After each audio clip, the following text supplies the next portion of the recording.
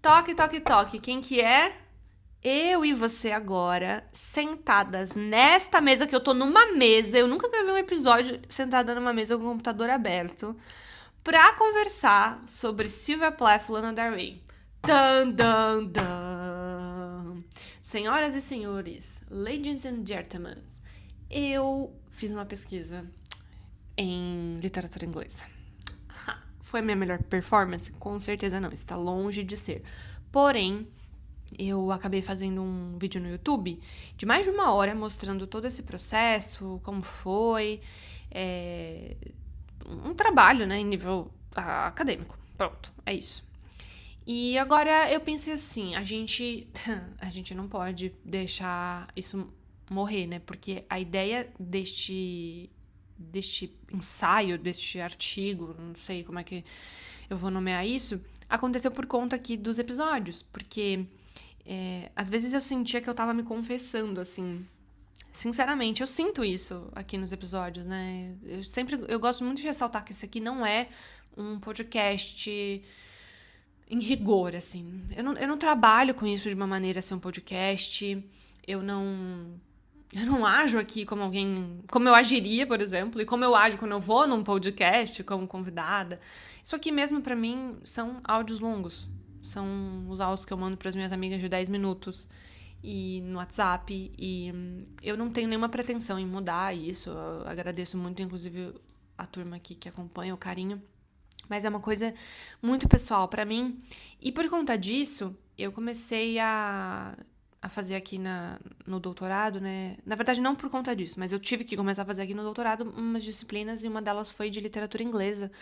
Porque, na verdade, eu não tinha que fazer. Calma. Eu sou da literatura portuguesa. Eu falei o quê? Sei lá. Eu sou da literatura portuguesa e porque eu fiz um mestrado nisso, mas a minha formação em letras é letras português e inglês. E a última vez que eu tinha trabalhado com literatura inglesa foi na faculdade. E aí eu falei, os 27 já bateram, né? Era bom eu estar tomando uma vergonha na cara e eu estar continuando ali trabalhando alguma coisinha de inglês. Porque, apesar de ter contato com o idioma aqui, e as aulas e a vida acontecer em inglês, eu tenho os meus trabalhos aqui em inglês, não tenho o que fazer. Eu acho que eu nunca tinha desenvolvido uma pesquisa em inglês. Terminei isso, o pós é que voltei, o Bom Filho a Casa Torna. O meu negócio mesmo, a minha praia mesmo, é a literatura portuguesa dos nossos 9 países que falam a língua portuguesa. É o idioma que eu amo, que eu penso melhor, que eu existo melhor. Mas aqui no doutorado a gente precisa de outros idiomas, né? De outras vertentes também para desenvolver até mesmo a nossa fluência em português, porque quando a gente conhece mais de um repertório de mundo, seja num idioma, seja numa cultura diferente, melhor a gente identifica as nossas próprias formas de ser e estar no mundo, né? E eu sou e estou no mundo a partir da língua portuguesa, com certeza. Mas enfim, o que acontece? Eu fui trabalhar a Sylvia Plath por conta de uma disciplina, e aí eu vou fazer uma breve introdução sobre a vida da poeta. E depois eu fui trabalhar a Lana Del Rey para trabalhar a música nas interartes. E aí eu falei, meu Deus, por que eu não vou unir esses dois universos, né? Uma coisa está intimamente ligada à outra. A Lana cita a Sylvia Plath. Então foi assim meio que surgiu essa ideia. Mas o grosso da ideia surgiu daqui. Porque nessa coisa de meio que me confessar aqui, tem episódios que eu acho que eu não falaria nem na terapia, sabe? A forma como eu me sinto confortável aqui, parece que só existe eu e você, sabe? E eu vou lá no Instagram depois, eu recebo áudios respondendo as questões que eu acredito que são só minhas. de, principalmente quando eu vou falar sobre a parte emocional da minha vida e eu recebo áudios assim, eu também vivo coisas parecidas, mas as coisas por aqui são assim e assim, e eu vivo dessa forma, e eu sinto isso também que você sente. Esse tipo de ato confessional bate muito com uma teoria do Agamben, quando ele escreve Elogio da Profanação. Mas eu já vou chegar lá.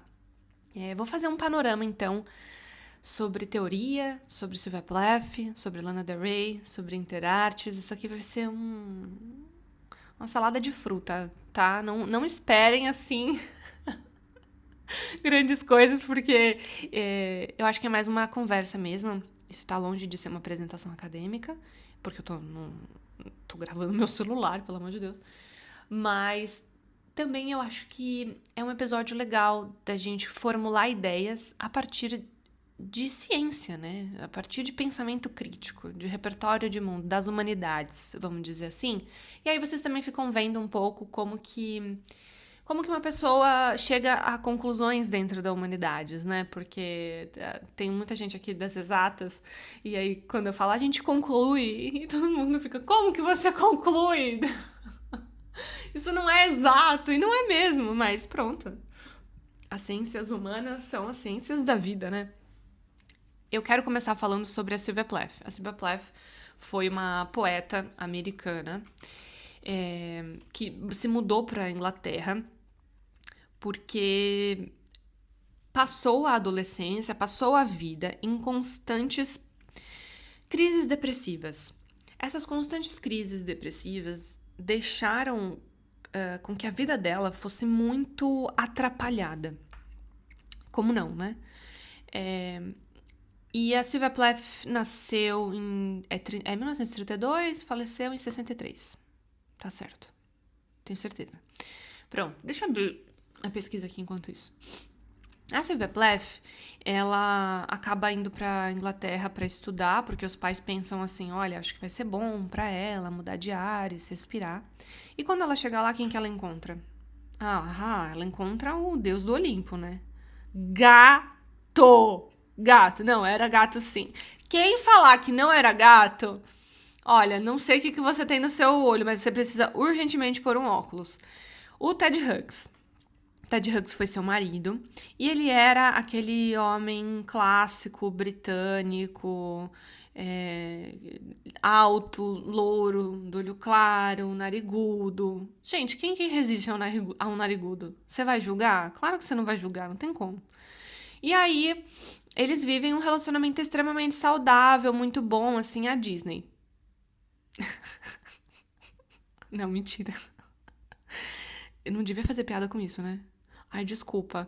Não, é que assim, eu acho que o relacionamento deles é uma das coisas mais absurdas que eu já vi na minha vida.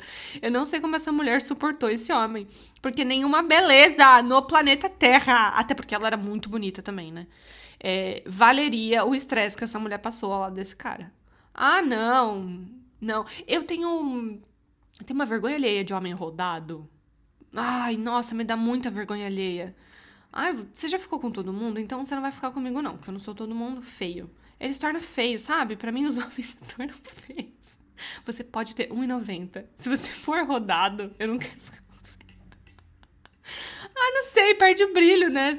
É tipo assim, todo mundo pode comprar chocolate. E chocolate nem é mais tão gostoso assim, sabe? A gente, enfim. Coisas da vida e coisas da minha cabeça. Isso não é importante. O importante é que eles tiveram um relacionamento tumultuoso. Eu tenho até uma figurinha de muito mau gosto, Bruna. Não é pra ser assim. Eu vou amadurecer, gente. Calma, só tô com 27. Deixa eu chegar. Eu tô louca pra fazer 30, porque daí eu não vou mais poder usar a desculpa dos 20 e poucos, né? Mas eu peguei uma foto dos dois, fiz uma figurinha escrito relacionamento saudável. Aí toda vez que alguma amiga me manda mensagem assim, onde você tá? Você saiu, não me chamou, não sei o quê. Eu vou lá e mando a figurinha dos dois se abraçando, escrito relacionamento saudável. Pô, que tóxico! Enfim, eles tiveram um péssimo relacionamento, porque ele era um homem extremamente mulherengo, porque ele era muito bonito, e ela também era uma mulher que chamava muita atenção, uma beleza muito, assim, estonteante, vamos dizer assim. Vamos lá. Essa questão do homem muito bonito, eu acho que talvez hoje, pra gente, no mundo pós-moderno, já não é mais tão relevante, né? Porque se você abrir aqui as fotos, ele era um homem muito bonito. Acho que pra época ele era muito bonito. Vale retificar. Eu vou ter que fazer essa retificação.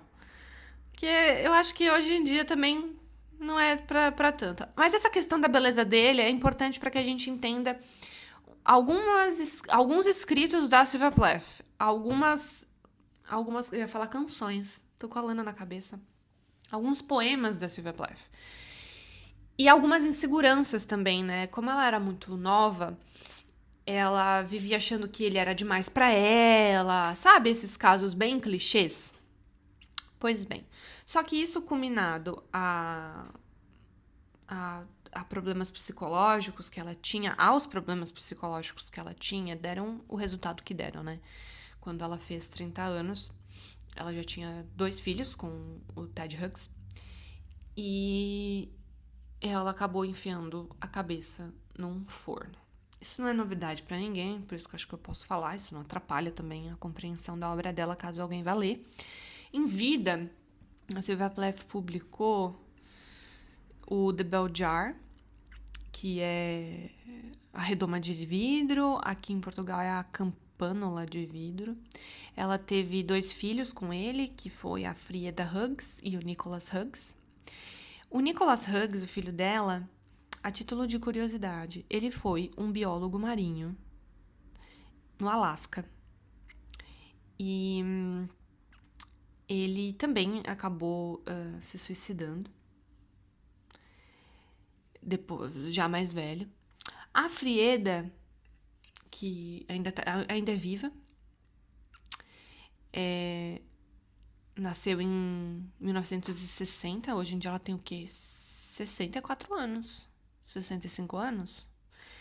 Ela é uma pintora na Austrália. Ela é uma pintora na Austrália. Já faz tempo que eu li a biografia. E o Ted Hughes, bom, pra vocês verem como ele era uma pessoa muito, muito agradável, ele foi casado também com uma outra mulher. E essa outra, Ássia, é o nome dela, também se matou e ainda matou a filhinha que eles tiveram. Então, assim, é uma família marcada por muitas dores psicológicas, depressivas, né? A única que eu acho que acabou indo para outros caminhos foi a Frieda, mas eu ainda digo mais. Tem uma coisa que eu acho muito curiosa no Nicholas Hughes, no filho da Sylvia Plath. A pesquisa de doutorado desse menino me deixou assim, ó, puf, com a cabeça lá na lua. Ele pesquisou por que os peixes... Olha só, porque ele era biólogo, né? Por que os peixes seguem o fluxo da água? Assim, ele chegou à conclusão de que os peixes seguem o leito guia, como se fosse uma seleção natural de influência do comportamento. Aí ele faz uma seleção, assim, de peixes como salmão, truta, e ele liga essas questões, né, do correr da vida com as conexões familiares que ele tinha. Uma coisa muito, assim, como se fosse o destino, uma coisa meio sombria até, sabe? Mas ele fez disso um doutoramento. E eu falo, gente... Tá vendo por que eu tenho que estar num doutorado? Porque, assim, as vozes da minha cabeça, elas me perturbam, mas pelo menos um diploma disso eu vou tirar. E eu acho que ele fez a mesma coisa, sabe? Eu falei assim, bom, eu tô aqui meio... com muitas coisas na cabeça, deixa eu pesquisar isso daqui e ver qual que vai ser a influência disso. Eu lembrei muito daquele filme do Nemo, sabe? Foi a primeira vez na minha vida que eu vi como que os peixes nadavam em correntes... em túneis, né? Eles nadam meio que em túneis ali. E ele pesquisou isso, eu achei isso, enfim, interessantíssimo. Mas pronto, isso não tá na minha pesquisa, não tem nada a ver. Só pra dar uma base aqui pra vocês, mais ou menos, de como que foram a vida dessas pessoas. E aí, lembra que eu falei do Agamben, quando ele escreve Elogio da Profanação? Então, no Elogio da Profanação, ele vai defender que... deixa eu pegar aqui, ó. Pronto. Ele vai defender que o conceito de profanação é um gesto que subverte o que foi sacralizado ou capturado por sistemas de poder e devolvendo isso ao senso comum. Claro que isso aqui não é nada fofo. Então eu vou dar um exemplo. É como se eu pegasse aqui esse celular e falasse, nossa, esse celular, esse telemóvel é uma coisa única, é muito especial, é muito incrível, é maravilhoso. E eu tenho isso, é meu. E aí vem uma pessoa e fala assim, eu tenho um igual. Aí eu fico assim, claro que não. Esse aqui só eu tenho. A pessoa mostra pra mim, não, é igualzinho o meu. Isso faz com que a gente reinterprete narrativas pessoais e sociais e a gente abre espaço para novas interpretações de vida. Ele vai fazer isso, claro, ali com elogias a questões religiosas, mas também sociais e políticas. Só que aqui eu acho interessante, eu ainda acho interessante, mesmo depois de ter chegado à conclusão, eu ainda acho que tem mais coisa para ser explorada. Por quê? A Lana Del Rey, que é essa cantora que ela começa a entrar ela faz um sucesso pop e midiático desde 2012, com o lançamento do CD vídeo. Do CD não, do álbum Born to Die, com a faixa Videogames. Acho que todo mundo já ouviu em algum lugar. Isso, se não, depois coloca aqui Lana Del Rey, Born to Die e vai ouvir o CD inteiro da mulher. São canções que já remetem a gente ao universo literário. Então não é de hoje que a Lana Del Rey pega, de hoje eu digo 2019, que é o momento em que ela cita Sylvia Plath no álbum Norman fucking Rockwell. Desculpa o palavrão, mas é o nome do álbum. Ela pega, então, esse universo literário e traz para a literatura de uma maneira pop, midiática, que até então os estudos literários, a gente no dia a dia mesmo, ainda não tinha dado uma certa relevância, porque é cantora pop. Eu acho que a academia, principalmente, e a gente hoje em dia, atualmente, nós, vivendo essa época, essa era, não dá a devida atenção para algumas ligações, né, entre música e cinema, literatura e música. Por exemplo, tem cantoras que trabalham a literatura de maneira brilhante e a gente mal percebe.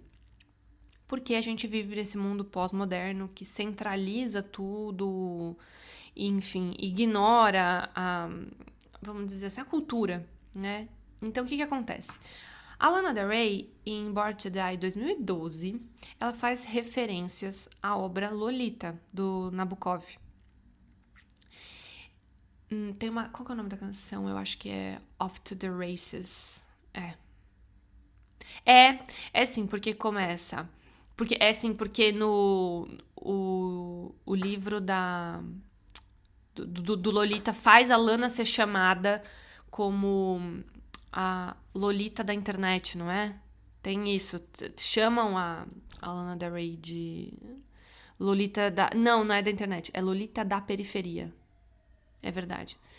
Então, pronto. Ó, minha cabeça foi lá pra trás.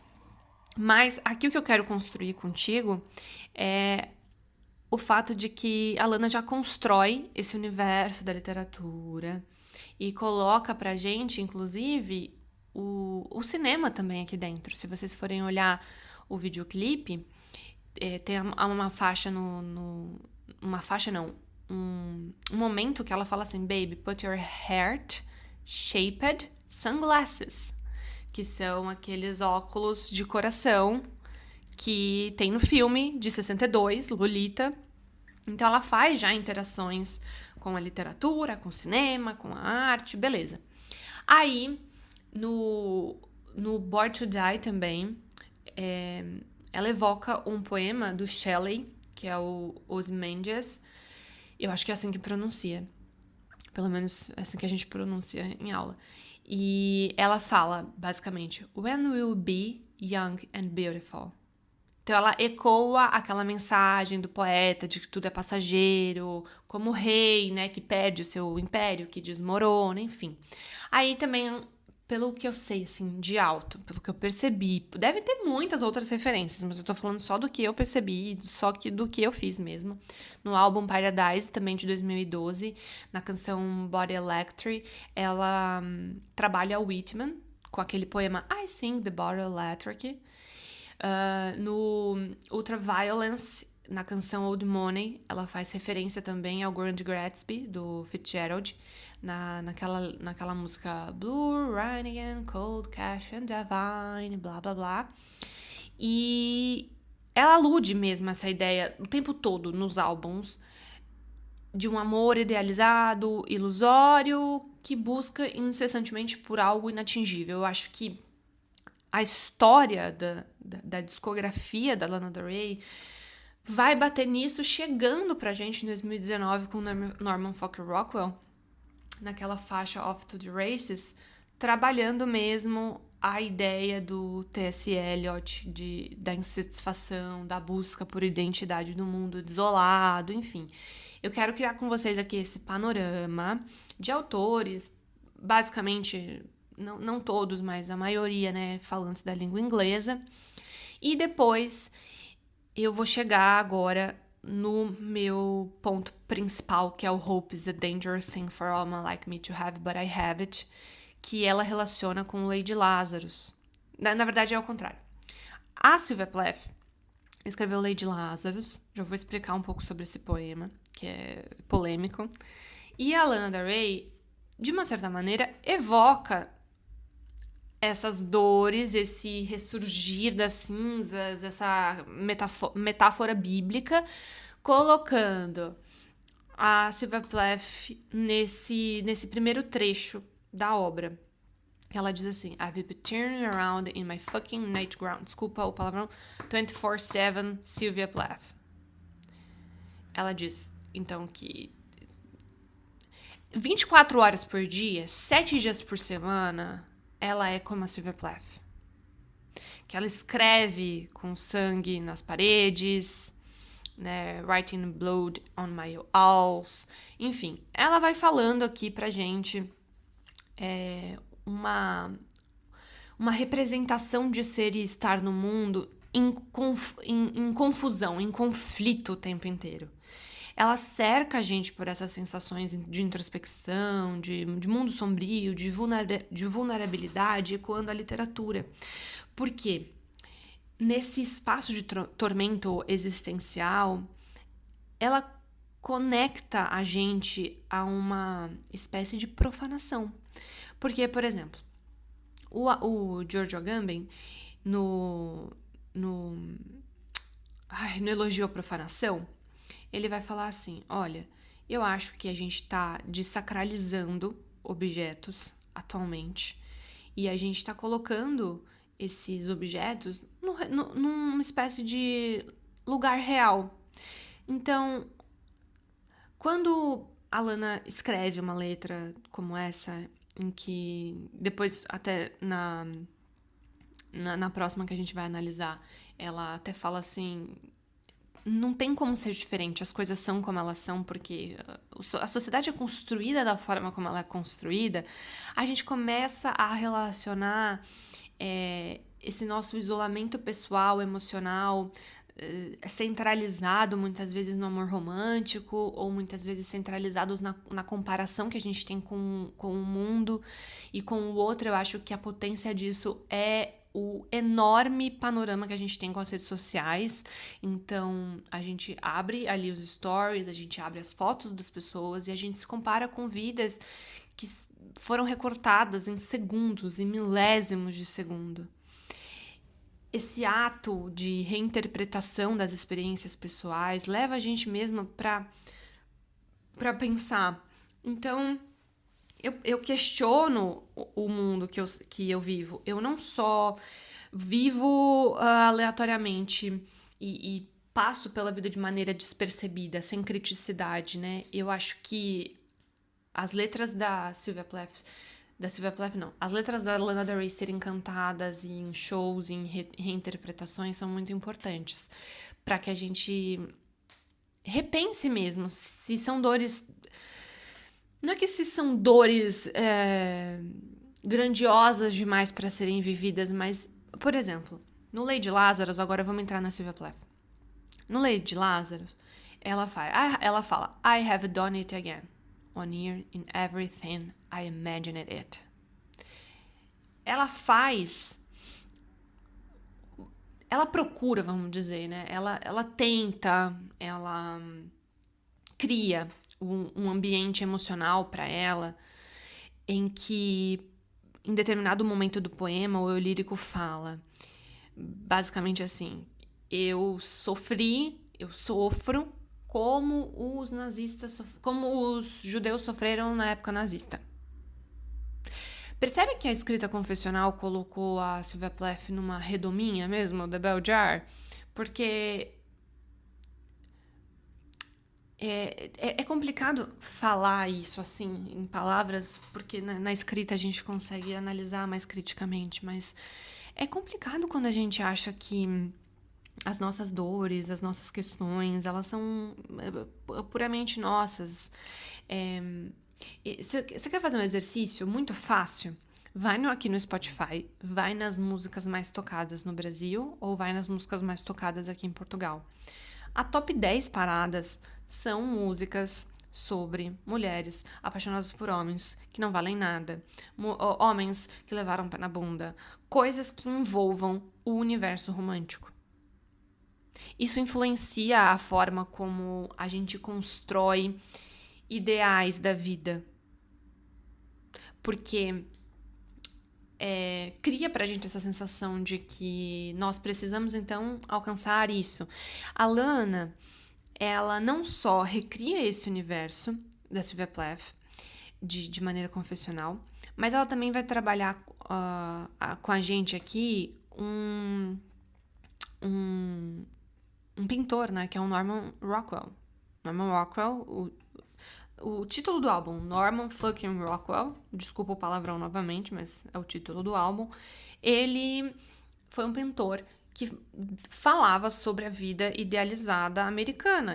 Ela coloca um fucking ali, tipo, Norman fucking Rockwell.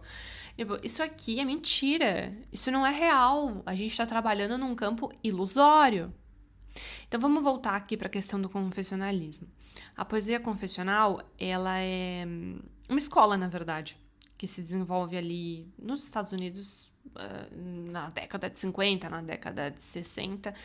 E essa escrita, nesse período de Sylvia Plath, foi construída, né, para que o poema fosse um espaço para revelações. Hoje em dia, o espaço de revelações é o quê? É um mundo midiático. Você se sente ouvida, você se sente falada. Falada não, você se sente ouvida e você se sente respeitada quando você se conecta com pessoas que viveram aquelas mesmas experiências. E aí, tá aí mais uma das questões universais da internet pra mim, que eu não sei como, mas algum dia a gente vai ter que trabalhar isso, que é como as polêmicas giram dentro desse universo. Então, como é importante, né? Como todo mundo acompanha brigas na internet, sobretudo. Que é uma coisa que eu parei de fazer há muito tempo, porque acho que fazia mal até pra minha pele. Porque você fica ali horas vendo que fulana tá discutindo com ciclano e ciclano não são amigos, ou que a família não é mais família, ou que a menina pôs o silicone e falou que não pôs silicone, umas coisas assim muito mas faz com que isso construa um senso comum na gente, isso marque geração, né? Então, é claro que eu não vou usar nunca o Agamben para falar disso, porque o Agamben ele trabalha de outra maneira, mas eu acho que aqui foi importante trabalhar essa questão do confessionalismo para a gente ver, então, agora, como que a Lana Del Rey ecoa um confessionalismo que não só é individual, mas ele é coletivo, e mais, na hora que eu estava apresentando o trabalho, um professor meu, genial, falou assim... a Lana critica, então, o capitalismo em um determinado momento do clipe Norman fucking Rockwell, que é o título do álbum todo, porque ela coloca ali no final do clipe, primeiro que as cenas do clipe são cenas enquadradas só pro universo dela. Vamos falar sobre as cenas do filme, então. A gente pega durante o videoclipe e acompanha o movimento da câmera. Vai lá depois e acompanha o movimento da câmera. Começa com ela tocando piano e cantando a música. Aí depois ela vai pra frente de uma piscina. Antes disso, ela dá uma andada ali pela casa, enfim. Mas ela vai pra frente de uma piscina. E na piscina ali tem águas vivas e ela tá com um relógio não, um óculos que passa umas cenas. Isso é o plano do individual. É o plano assim, só você, né, através da câmera vendo ela. De repente, no final da narrativa, da narrativa visual, veja só, os videoclipes, eles também têm narrativas independente daquela que está sendo cantada, narrada. Isso é a mesma coisa com o cinema. Se você tirar o som de um filme, você consegue acompanhar mais ou menos uma narrativa apenas pelo campo visual. Então, ali nesse videoclipe Norman fucking Rockwell, a gente vê, eu acho que é, tá aqui. A gente vê o campo individual indo pro coletivo, porque a Lana tá lá dentro da casa dela, né, ela representando o eu lírico ali, então ela tá ali dentro, individualmente falando contigo, e depois ela corta pra bombas sendo explodidas e um casal se beijando. Então, o que a narrativa visual conta pra gente? O individual vai pro coletivo, que volta pro individual, coletivo, individual, coletivo, individual, coletivo. Tem um jogo de câmeras que vai brincar com a gente sobre isso.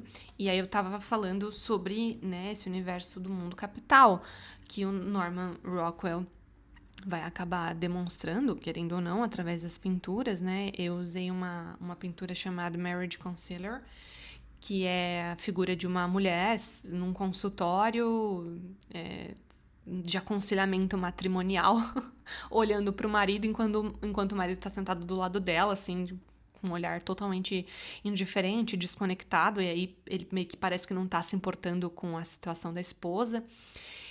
Ilustrando mesmo a frustração feminina nesse modelo tradicional de casamento americano da época, enfim. A Lana trazendo o nome do álbum como o nome desse pintor é uma coisa extremamente simbólica. E aí ela fala, né? God, man, man, child. Aí tem um verso que eu não vou cantar, porque... Que eu não vou ler, porque é palavrão atrás de palavrão. E aí, num determinado refrão, que é o que mais viralizou no TikTok, ela canta assim: 'Cause you're just a man, it's just what to do. Your hair in your hands as your color me blue. Tipo, cara, é porque você é um homem, né? É isso que você faz. E aí depois ela vai falar que ele deixou o mundo dela azul, né? I'm blue, ou you color me blue, é tipo, você me deixou triste. Quando ela começa também ali falando do parceiro meio que infantilizado. God, man, child. Assim, você é divertido, você é impulsivo, emocionalmente irresponsável, você é incapaz de reconhecer o seu impacto, o impacto que você tem através das suas ações. Então, aí depois ela brinca, né? It's just what you do. Tipo, eu vou enfatizar aqui, né? Você é esse homem masculino previsível. Você faz essas coisas previsíveis, né? E no Mad Girls Love Song, a Sylvia Plath, ela desce o pau também. Ela não deixa nada muito por baixo dos panos, não. Ela vai falar: I shut my eyes and all the world drops dead. I lift my lids and all is born again. Entre aspas agora. I think I met you up inside in my head. The stars go waltzing out in blue and red. Olha isso, sabe? Assim, eu acho que esse diálogo aqui que eu propus entre as duas, ele tá metricamente até detalhado, mas aqui na pesquisa, né? Mas eu acho que eles sugerem também um certo poder na imaginação da narração, sabe? A Sylvia Plath, ela meio que brinca com isso, né? Que ela fecha os olhos, apaga o mundo externo e se coloca num isolamento emocional. E eu acho que a gente faz isso até hoje.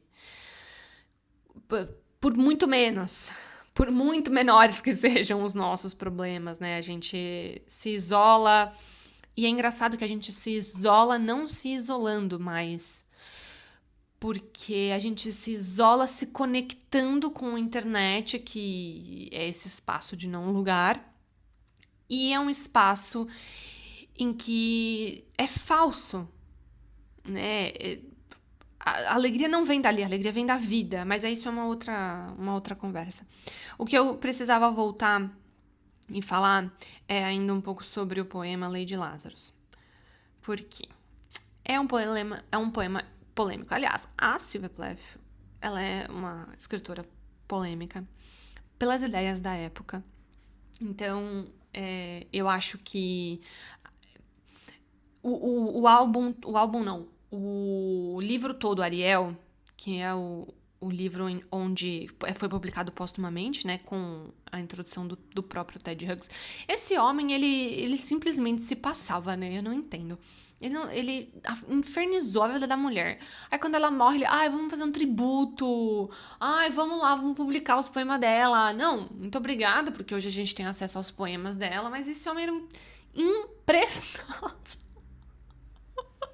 Eu não consigo gostar dele. Eu sei que tem muita gente, principalmente na academia, que adora os poemas. Só que eu peguei um ranço tão grande da vida do poeta que, assim, é uma coisa, fonte vozes da minha cabeça. São raras as vezes que isso acontece. Eu sei separar necessariamente o poeta da obra, porque eu não sou ignorante de ficar, eu não gosto, porque ele era de não sei o quê, porque ele é assim, assim, assim. Não. Ele nem tá vivo mais. Ele que se exploda. A questão é que eu me passo vendo o jeito que ele fala da Sylvia Plath depois que ela se suicidou e depois que ele tava com a amante, sabe? Uma coisa assim, amigo, você é muito hipócrita. Você é muito hipócrita. Porque, assim, foi isso que fez com que ela... Enfim. Tá, ok. Vamos deixar minhas opiniões pra depois. Minha figurinha do WhatsApp. Relacionamento saudável. Nesse poema, então, no Lady Lazarus, uma coisa que eu deixei de falar foi que a ideia do Lazarus aqui é aquela ideia bíblica, judaico-cristã mesmo, tá? Então, a própria Sylvia Plath, sobre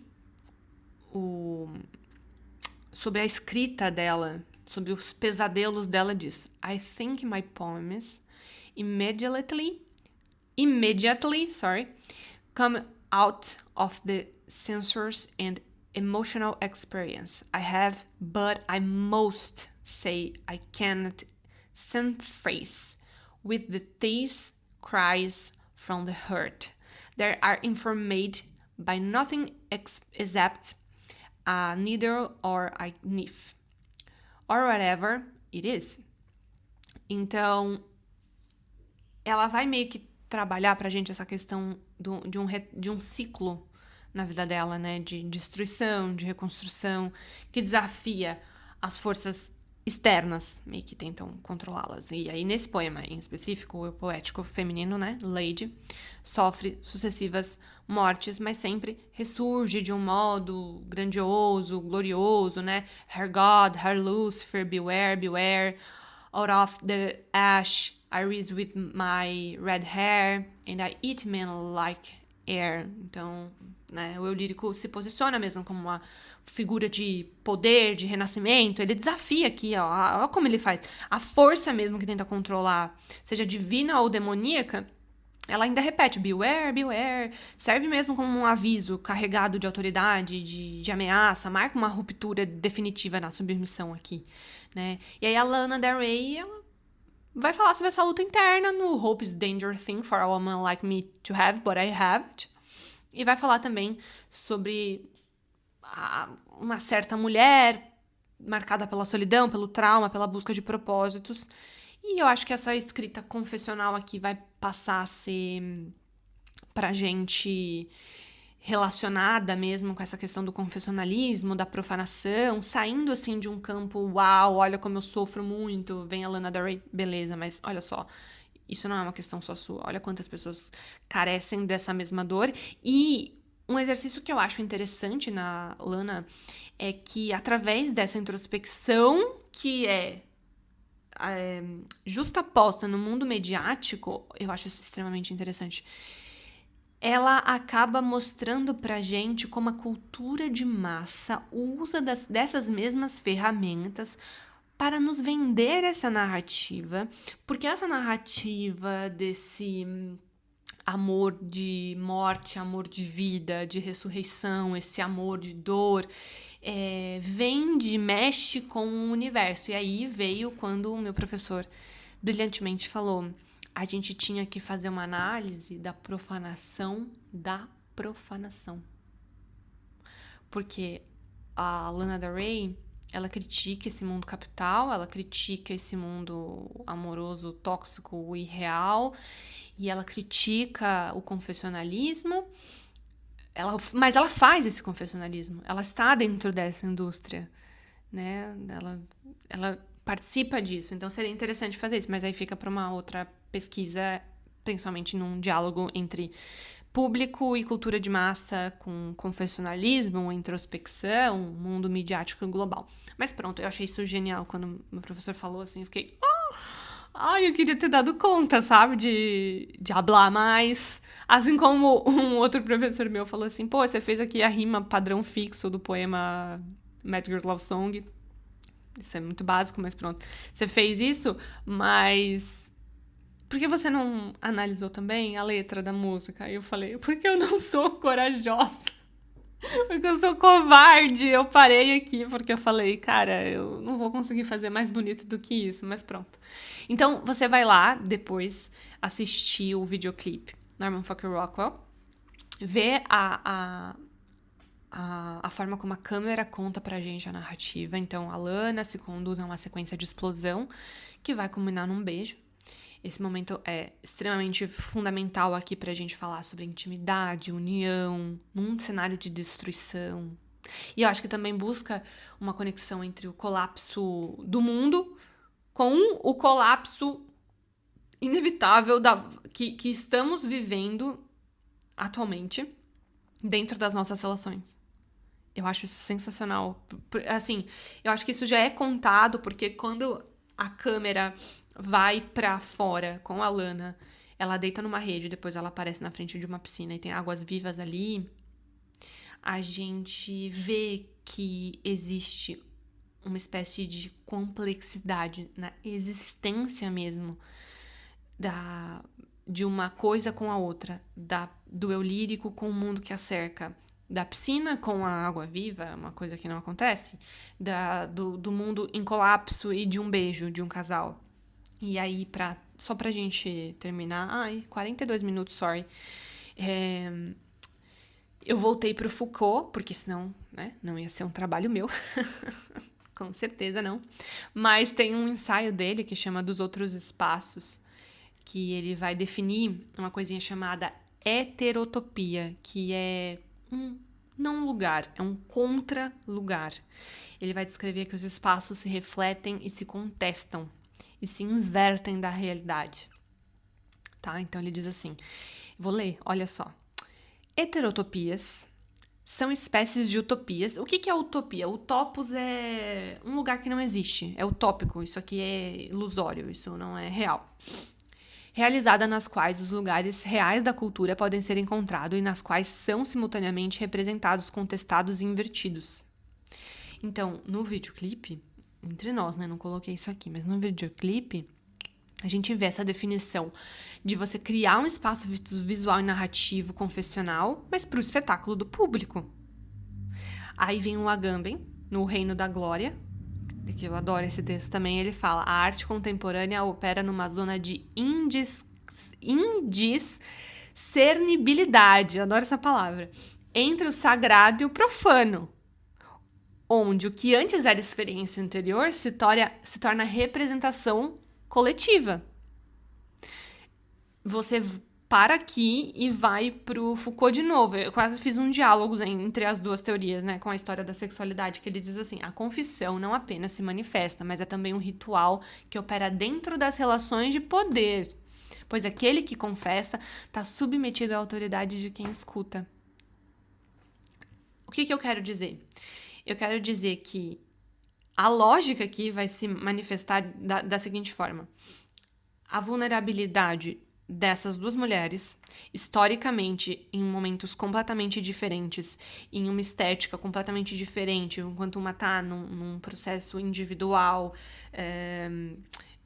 confessional, em um momento histórico, político, filosófico, sociológico, antropológico, dentro da cultura da Inglaterra britânica e 1950, 1960, em paralelo com uma estética inserida na cultura pop, de um espaço coletivo, mas que ainda assim fala sobre a mistura dessas fragilidades. Então, eu acho que a grande sacada foi a gente observar assim, olha, ainda se falam dos mesmos temas, de maneiras diferentes, com segmentos diferentes, em proporções diferentes, mas a ideia central seria, então, a poesia da Sylvia Plath não é só a arte da palavra. Mas, por quê? Porque a gente lê assim, pá, isso aqui é poema, isso aqui é livro, isso aqui é cinema, isso aqui é tela, isso aqui é música, e a gente separa. Uma coisinha é uma coisinha, outra coisinha é outra coisinha. Mas quando a gente vê um diálogo tão intenso entre uma poeta até distante em termos históricos do mundo midiático, do mundo das redes sociais, mas eu digo do mundo midiático principalmente, expansivo, global, com relação a acesso à música, né? A shows, a performances. Então, quando a gente vê isso, a gente para e fala assim, tá, a poesia, ela é um ato multimodal, porque ela ressoa em diferentes meios. Ela amplia o alcance. Ela chega na cultura de maneira verdadeira e contemporânea, independente do tempo em que aquilo foi escrito. Quando a Lana invoca ali o nome da Sylvia Plath, ela transpõe ali um formato que combina, por exemplo, o som, né, da canção, dos instrumentos musicais, da imagem com o videoclipe, da narrativa. Ela cria uma ponte entre o legado literário e a estética contemporânea. Que é uma coisa que ainda é uma dificuldade na cultura de massa, né? No senso comum, a gente tem dificuldade de enxergar isso. Então, o que é profundamente pessoal na Sylvia Plath se torna uma reflexão partilhada com a Lana, mas une o passado e o presente. Não é que a Lana só adiciona um plus. Ela continua trabalhando com a escrita confessional, mas ela não só resiste ao tempo, ela se transforma, ela se reinventa para os nossos olhos atuais. Eu achei, enfim, divertido, né, falar sobre o profanar nesse universo entre música e literatura, mas o que eu mais achei interessante foi mesmo observar a poesia de uma maneira multimodal, né, com relações interartísticas. Enfim, muito tempo de episódio. Desculpa, eu espero que vocês escutem Norman Fucking Rockwell, da Lana Del Rey, que vocês leiam Lady Lazarus, da Sylvia Plath, quero opiniões na minha mesa, que vocês leiam Mad Girls Love Songs, da Sylvia Plath também. Eu fiz toda uma análise sobre passo a passo de cada um dos poemas, acabei não falando aqui, mas pronto. Que vocês vão ali no Google, coloca para ver o videoclipe Norman Fucking Rockwell, por favor, para observar a narrativa visual, e que vocês conheçam o Norman Rockwell.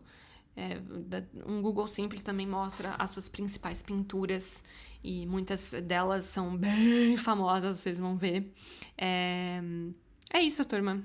Um beijinho e vamos pensar sobre essa libertação das ideias nessas projeções para várias outras esferas da vida, não só aqui para trabalho, mas também para o nosso dia a dia.